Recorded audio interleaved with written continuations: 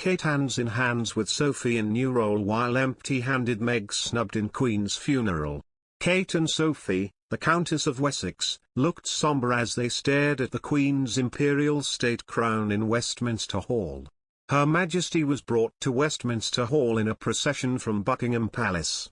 Prince William and, along with King Charles III, walked behind the coffin as guns were fired in Hyde Park and Big Ben was told every minute of the ceremony. Members of the royal family attended a short service conducted by the Archbishop of Canterbury supported by the Dean of Westminster.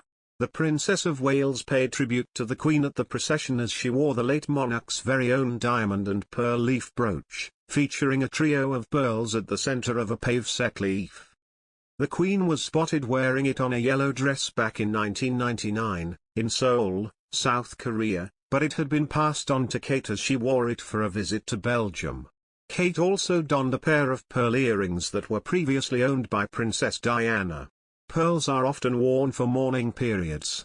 The Queen's coffin will lie in. King Charles III walked in line with his siblings, Princess Anne, Prince Andrew, and Prince Edward.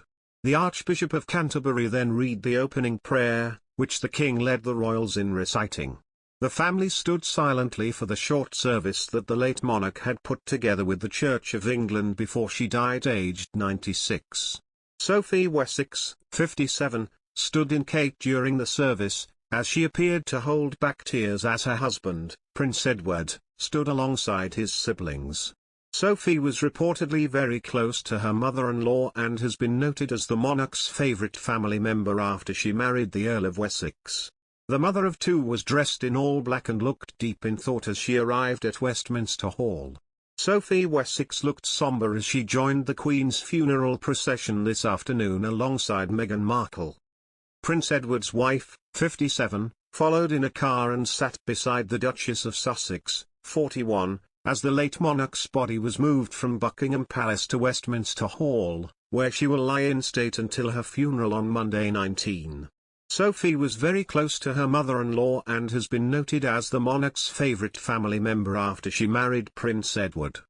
The Countess formed a close bond with the royal family after losing her own mother, Mary Rees-Jones, to stomach cancer in 2005 aged 71, when her daughter Lady Louise Windsor was only 2. She was also extremely distraught following the death of the Duke Edinburgh, and became the Queen's rock following his funeral.